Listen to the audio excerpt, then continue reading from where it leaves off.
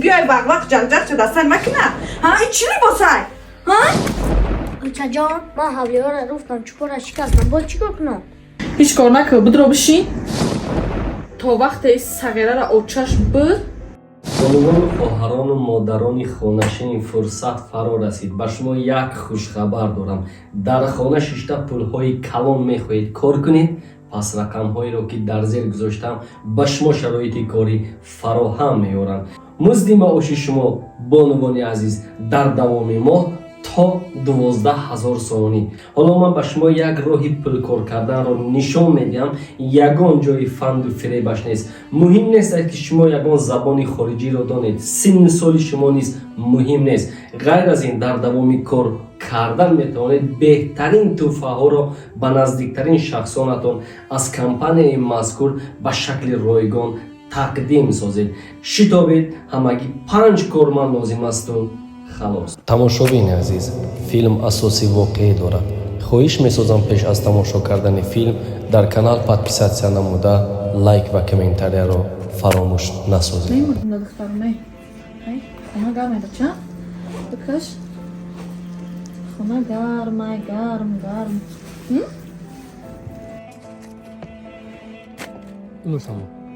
نوشم همش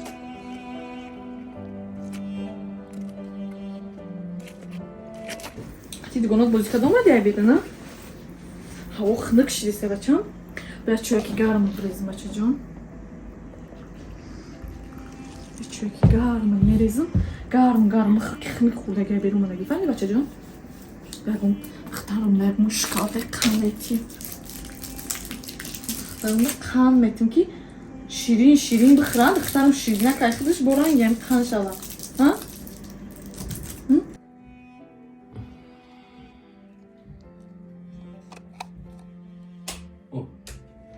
یعنی که عیبی من همین ویکلوچاتل بوده. صاحب خونه رو زنگ زدن در کار که کارش بود شد. اختر جون عیبی اومدی؟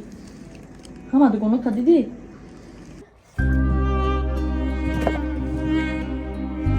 خبر اکی دگانو تا دیدی؟ همش رو دیدم خوب بودن ده؟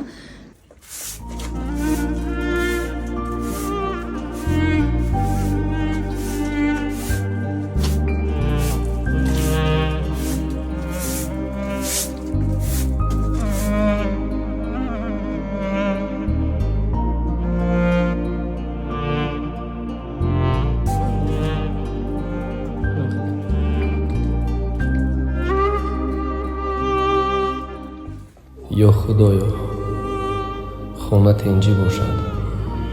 هر وقتی که من با چنین مشکلات رو برو میشوم گمان میکنم که فرزند من در عذاب است.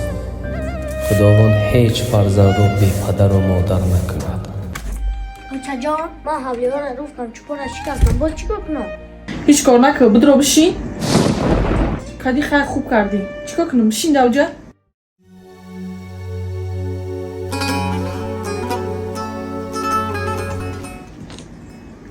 بگی بچه جان بگی خانم بگی دونگی بگی اختر جانی من دونگی میخوام دونگی میخواه دونگی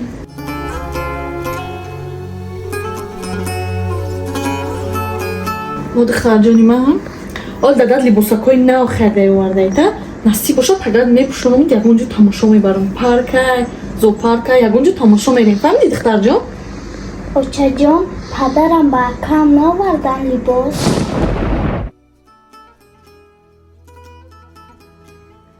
نه دختر جان تا وقت این صغیره را آچش بد پدرت برای لباس میخرید ولی وقتی که آچش مرد دیگه تمام دختر جان برایت میکنم فهمیدی؟ برای دختری خود میکنم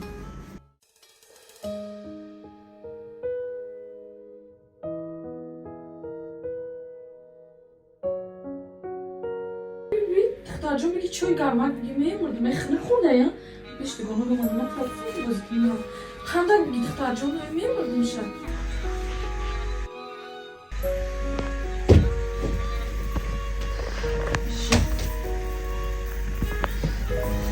ای چی پوشیدن بخیر جان این چی لباسه در تنته این چی لباس کندگی جزیره پوشیده یا بابا مرا پرابلم خریدسته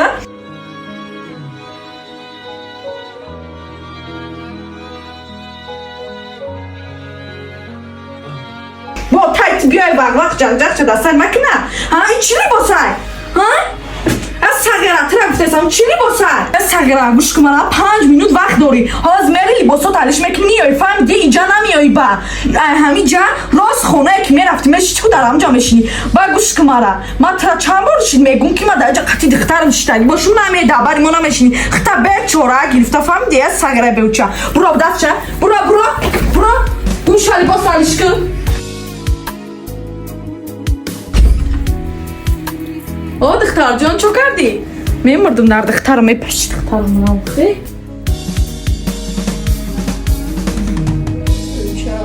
اوچه بیا آجا جو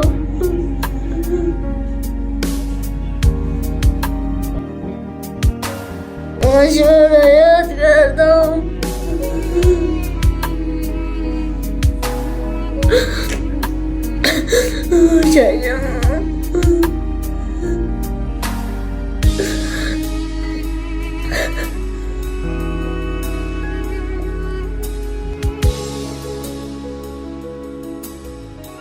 آجا جان من شما را یاد کردم از روزی که شما رفتید من در عذابم کاش آجا جان نمی رفتید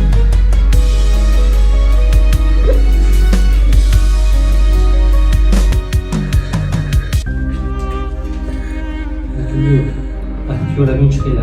Ecel bir yol gibi.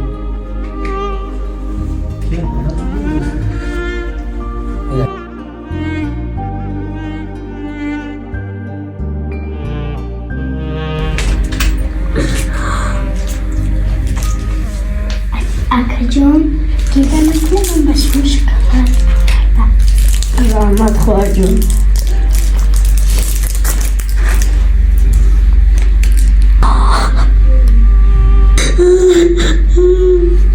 Akacığım gide nakuned. کاش مادر من هم مثل مادر تو زنده می بود اما مهربانی میکرد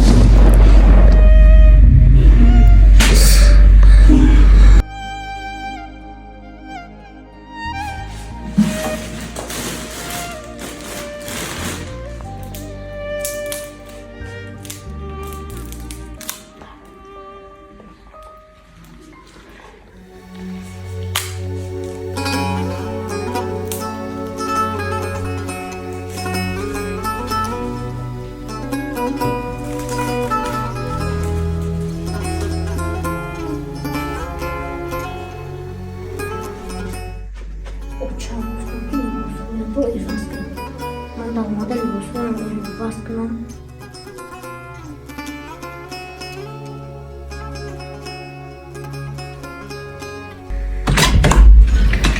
بگذار بدرو سنگره بیوچه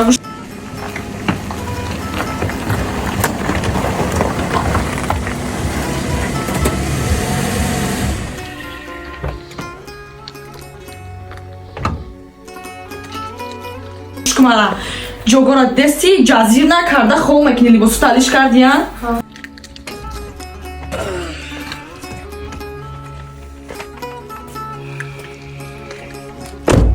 لابای سعید چی؟ مدر خوب مکنی اگون جا جزیر نمکنی همش با خاطر پدر تا که پدر دوماده سه بو مرا اگون چینگه مرا گوش که سعید من حالا خانه برآمده در حال گشتن نزد تو میآیم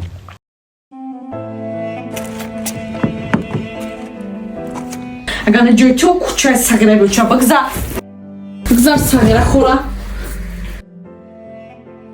هموطنان عزیز جد ممن نوری غفور باز مشکلات شما را آسانتر میگرداند همه نمودی تکنیک های بارکش از شرکت شکمن در تاجیکستان در مدت معین دسترسی شما میگردند در حالت پرداخت نمودن پیش پرداخت 30% شما میتوانید صاحب چنین شکلی تکنیک ها гардед.